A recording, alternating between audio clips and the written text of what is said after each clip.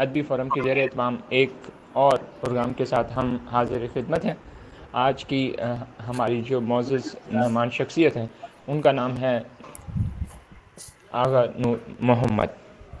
آپ کا تعلق شکارپور سے ہے اور آپ کئی برس اپنی خدمات جو ہے اکیڈمی ادبیات پاکستان میں بطور ڈائریکٹر سر انجام دے چکے ہیں۔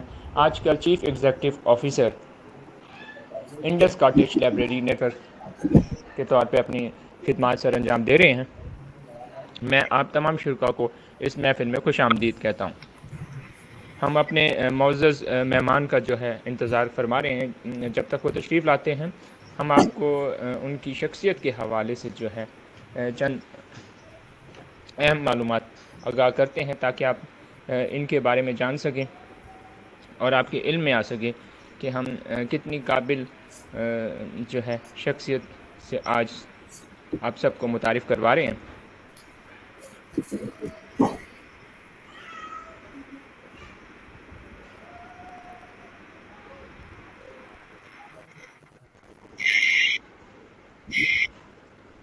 جناب آغا نور محمد صاحب کا جو جنم ہے 15 اپریل 1955 کو شکارپور میں ہوا۔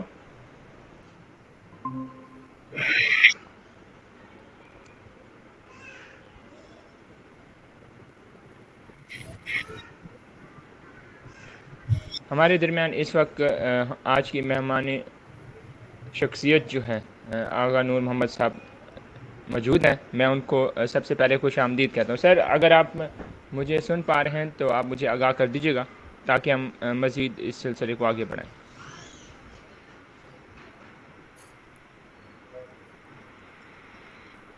آغا نور محمد صاحب آپ کا مائک آف ہے، اپنے مائک کو آن کر لیجئے تاکہ آپ کی آواز جو ہے ہم سب سن سکیں۔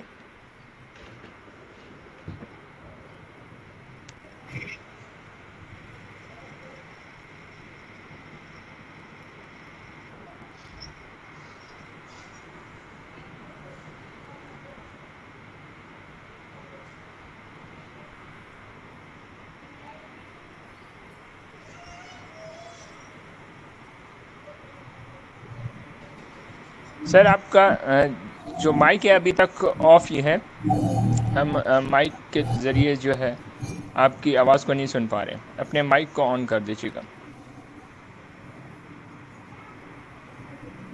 اب ہو گیا ہے؟ جی جی سر بالکل۔ خوش آمدید سر۔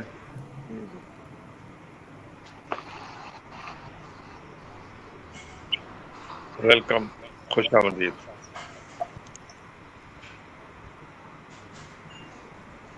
سر آپ کے حوالے سے جو ہے ہم کچھ معلومات اپنے شرکاء کو آگاہ کر رہے تھے۔ جی جی جی فرمائیے۔ آپ کے پیشہ ورانہ سفر کے حوالے سے میں آگاہ کرتا چلوں شرکاء کو کہ 1976 میں آپ نے جو ہے institute of socio culture studies Hyderabad سے جو ہے بطور ریسرچ ڈائریکٹر آپ منسلک ہوئے تھے۔ اس کے بعد 1981 میں کراچی سے نکلنے والے کے ایک انگریزی پرچے یونیورسل میسج سے جڑ گئے۔ اس کے بعد 1988 تک ایسوسیٹ ایڈیٹر رہے، پھر رابطہ افسر کی حیثیت سے اکادمی ادبیات کا حصہ بنے۔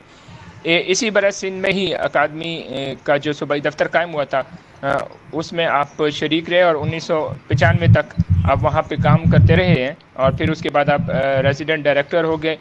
سندھی سے اردو میں خاصی کہانیوں کا ترجمہ بھی آپ کر چکے ہیں۔ افسانوں کی تعداد تقریباً 25 کے قریب ہے، جبکہ جو ترجمہ کردہ افسانوں کی تعداد ہے وہ لگ بھگ 50 کے قریب ہے۔ شکارپور سے چونکہ آپ کا تعلق بھی ہے تو شاگرد کے نام سے ایک سندھی ادبی جریدہ نکلتا تھا، اس کے بھی آپ ایڈیٹر رہے ہیں۔ بچوں کے سندھی پرچے ساتھی کے سرپرست رہے ہیں، اور کئی جو ہے اہم کام آپ کے جو ہے نام کے گرد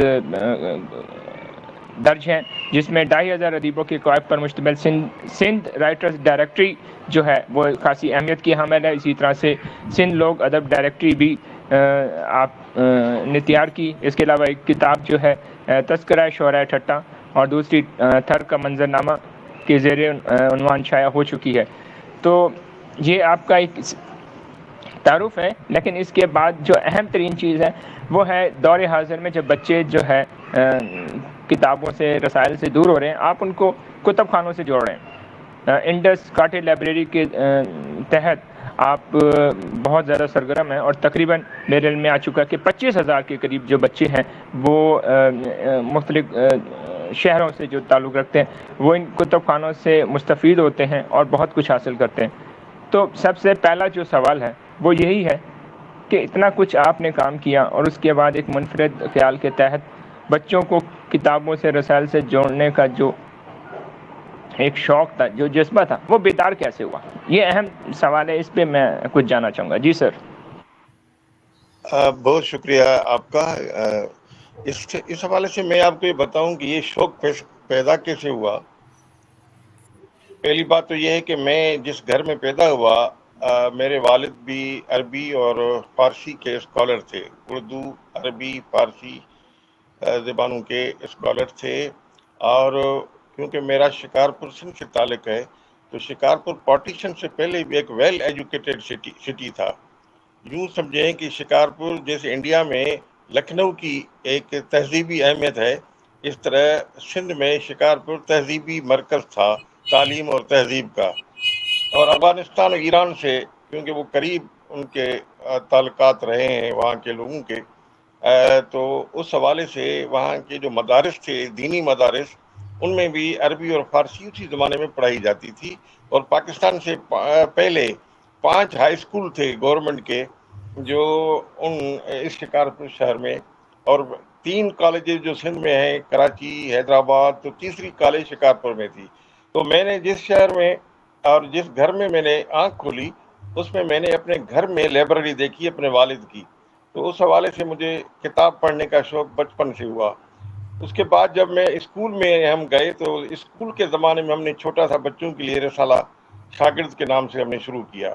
بعد میں جب یونیورسٹی میں ہم گئے تو وہاں کینجھر کے نام سے، جو کینجھر جھیل ہے ٹھٹا کے قریب، اس کے نام سے ہم نے ایک رسالہ جو سائیکلو اسٹائل ہم چھاپتے تھے، اس زمانے میں فوٹو کاپی مشین تو نہیں تھی، تو ہم نے بہرحال وہ سائیکلو اسٹائل کر کے ہم کہانیاں، شاعری اور کچھ ادبی گفتگو اور انٹرویوز ہم اس میں شامل کرتے تھے۔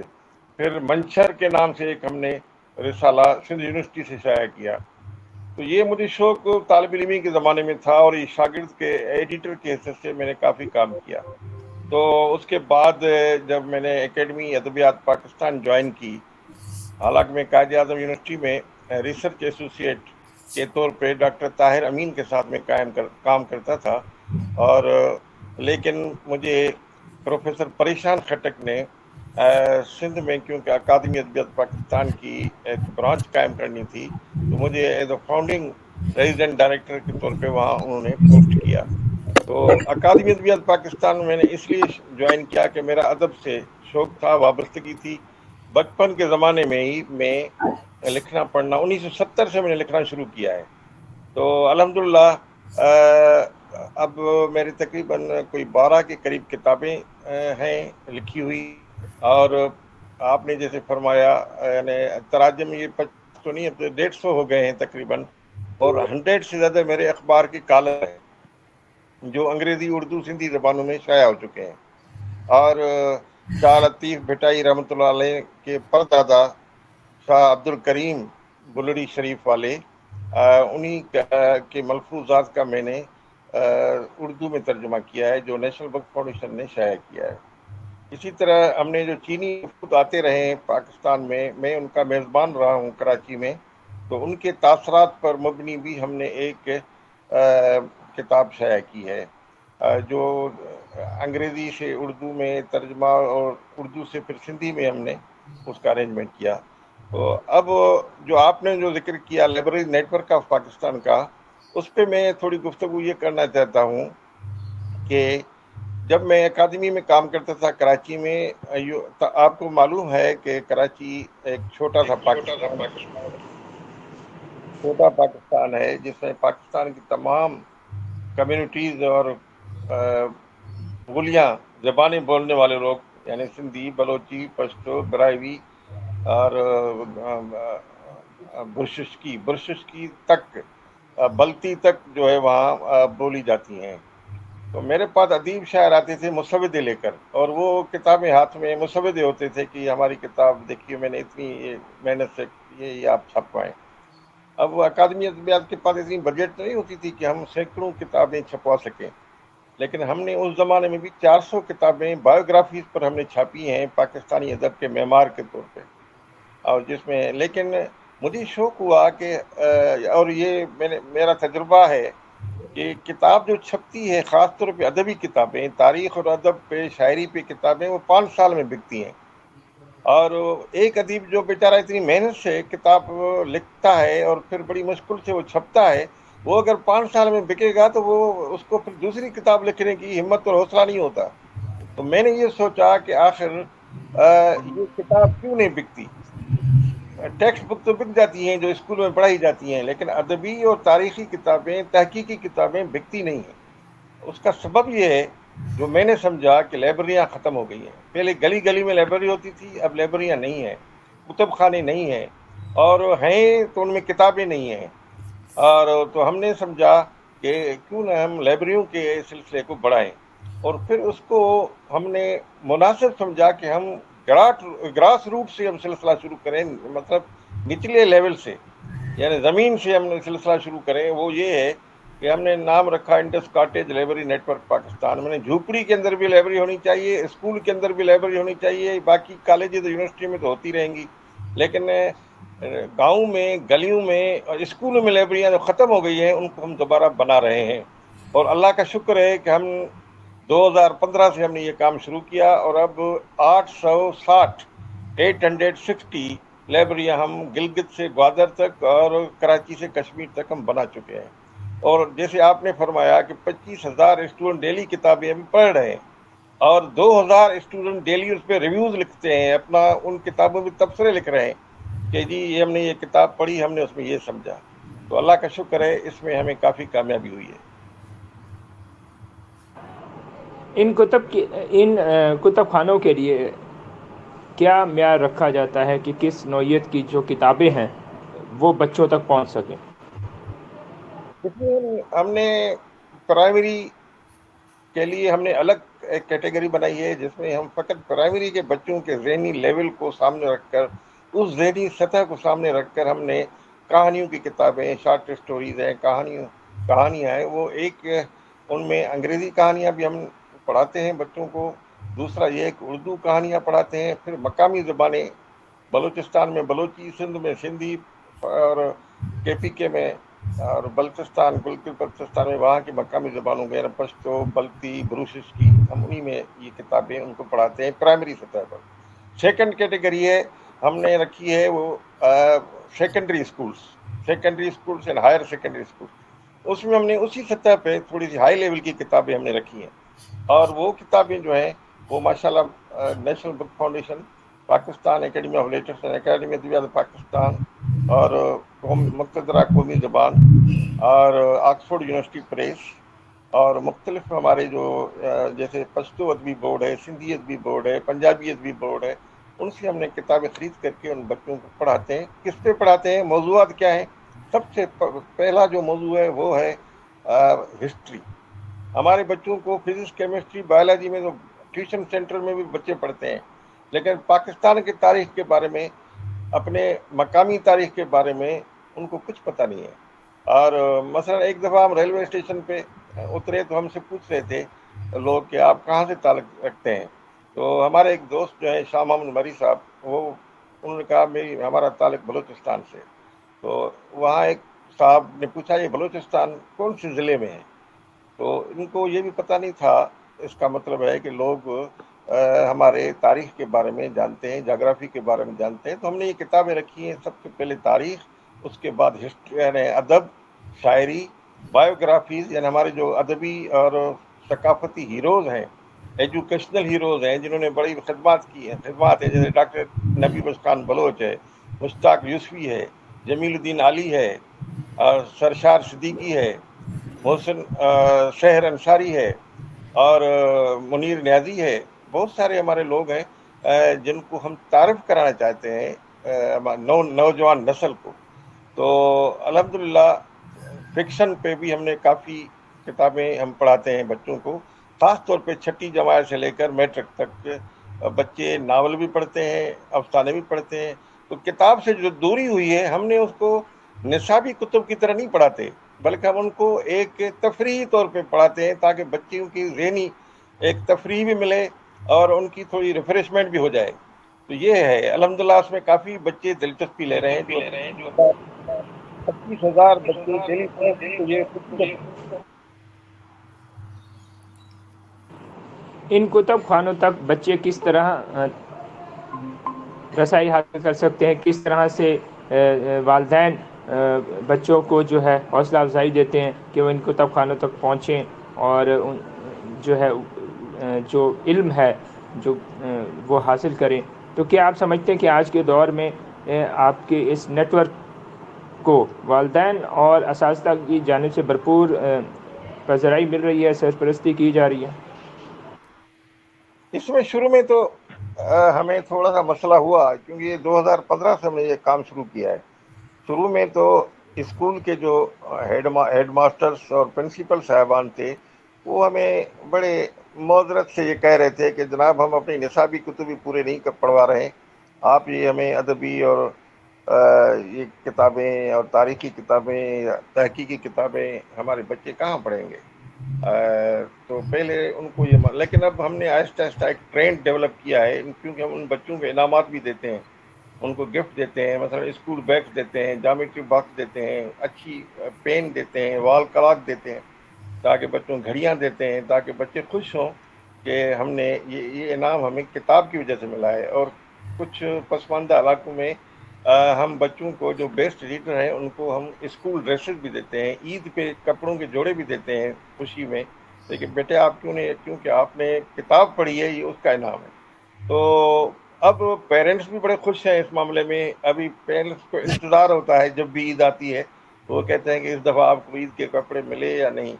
اسی طرح بچے انتظار کرتے ہیں کہ ہمیں سرٹیفکیٹ بھی ملیں گے اور ہمیں انعامات بھی ملیں گے، تو وہ شوق سے کتابیں پڑھ رہے ہیں، اور ہم ان کی رائٹرس ریویو جو لکھتے ہیں بچے، ان کو ہم سرٹیفکیٹ دیتے ہیں۔ تو بڑی اس میں الحمدللہ پروگریس ہوئی ہے، ہمیں پیش رفت ہوئی۔ کیا اس حوالے سے بچوں کے ادیبوں کی جانب سے کوئی بھرپور پذیرائی یا تعاون آپ کو ملا ہے؟ آپ نے اکادمی ادبیات میں بھی کافی عرصہ کام کیا ہے، بہت کچھ آپ کرتے بھی رہے ہیں ادیبوں کے لیے، تو اس حوالے سے کیا عملی طور پہ کوئی آپ کو تعاون حاصل ہوا ہے؟ عملی طور پر ہمیں بالکل تعاون ہے۔ جیسے میں نے آپ کو بتایا، اکادمی ادبیات پاکستان تو میرا اپنا ادارہ ہے، جس میں میں نے 27 سال میں نے وہاں فرائض انجام دیے ہیں ملازمت کے حوالے سے۔ کراچی میں تقریباً کوئی 300 میں نے کانفرنسز کی، وہاں سیمینارز کروائے، بک لانچنگ کروائی۔ کراچی میں ہم نے وہ کام کیے، مختلف کارنرز بنوائے ادیبوں کے۔ تو الحمدللہ ابھی پاکستان میں جب میں فیڈرل اپنے ہیڈ آفس میں آیا، تو وہاں بھی ہم نے یہ کام پورے پاکستان کے ادیبوں سے ہمارے روابط ہوئے ہیں اور اداروں سے ہمارے روابط ہوئے ہیں۔ جیسے میں نے بتایا کہ نیشنل بک فاؤنڈیشن، مقتدرہ قومی زبان، آکسفورڈ یونیورسٹی پریس، اور بھی اکیڈمیز جو ہمارے ادبی اکیڈمیز ہیں، پنجاب کی زبان کی، بلوچی کی، پشتو کی، سب ہم سے تعاون کرتے ہیں الحمدللہ۔ اور ہم ان کو بھی فائدہ پہنچاتے ہیں کہ ان کی کتابیں جو بکتی نہیں تھیں، اب ماشاءاللہ ان کی ایڈیشن چھپ رہی ہیں۔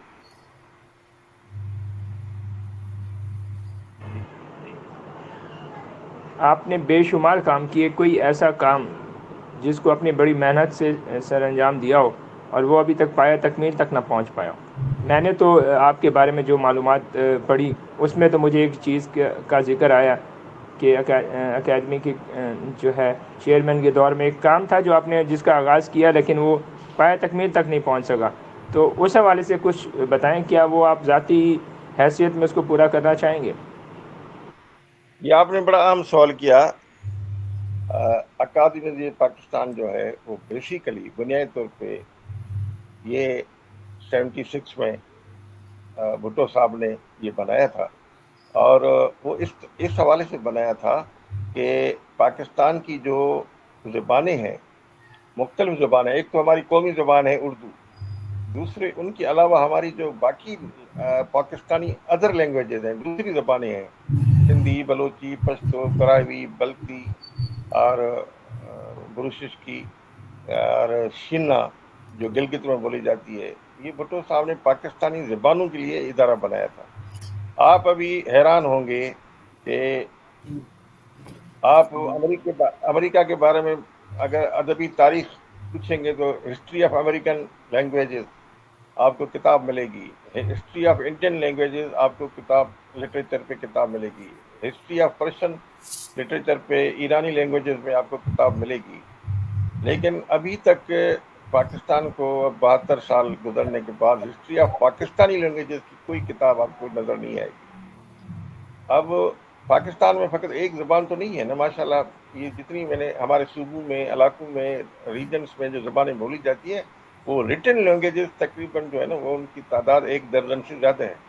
لیکن جو معروف اور مشہور ہیں، جو صوبائی نام ہیں ہمارے، کم سے کم ان میں جو زبانیں بولی جاتی ہیں ان کے حوالے سے جو کام ہوا ہے ابھی تک 1000 سال سے ہمارے ان علاقوں میں کتابیں لکھی جا رہی ہیں۔ اب پہلے پریس تو نہیں تھی لیکن کاتب کتاب لکھتے تھے، کتابت ہوتی تھی، اس کے بعد پرنٹنگ پریس آئی تو پھر کتابیں دلی سے بھی چھپتی تھیں، بامبے سے بھی چھپتی تھیں اور لاہور سے بھی چھپتی تھیں، کراچی سے بھی چھپتی تھیں۔ اب کم سے کم ہمیں جو پاکستان کی جو بیک گراؤنڈ ہے اس حوالے سے ایک تاریخ ادب پاکستان لکھی جانی چاہیے، پاکستانی زبانوں کی ادبی تاریخ، وہ ابھی تک نہیں بنی ہے جو میں کرنا چاہتا تھا، اور الحمدللہ اس پہ ہم اپنا کام جاری رکھ رہے ہیں۔ اب جو موجودہ جو چیئر پرسن ہیں ان سے بھی ہم نے بات کی ہے اور پہلے بھی ہم بات کرتے رہے ہیں، اور اس پہ میں نے 8 والیومز میں جو سندھ چیپٹر تھا اس کا میں نے کام کروایا تھا پاکستان کے ادب کی تاریخ کے حوالے سے۔ الحمدللہ اب یہ کام میں پورا کرنا چاہتا ہوں، اس میں آپ دعا کریں کہ ادارے بھی ہمارے ساتھ تعاون کریں۔ آپ نے ایک اور پیش رفت بھی کی تھی جب آپ کراچی میں تھے، تو آپ نے ممبرشپ کا بھی ایک سلسلے کا آغاز کیا تھا جو اس سے پہلے کبھی نہیں ہوا تھا، جس میں فری جو ہے وہ ممبرشپ دی جاتی تھی اور مختلف چیزیں ہوتی تھی۔ تو اس حوالے سے بتائیے کہ وہ سلسلہ کیا ابھی بھی چل رہا ہے، اور وہ تجربہ کیسا رہا تھا آپ کا جب آپ نے اس سلسلے کا آغاز کیا تھا، کیونکہ یہ بھی اہم چیز ہے کہ آپ اس سلسلے کے بانی بھی تھے۔ جی، ہم نے یہی کوشش کی کہ میں نے یہ برٹش کاؤنسل سے ہی سیکھا تھا، کیونکہ جب میں وہاں کورس کرنے جاتا تھا اپنے طالب علمی کے زمانے میں برٹش کاؤنسل کراچی میں، تو وہاں ممبرشپ تھی اور ممبرشپ کے شرائط تھے وہاں۔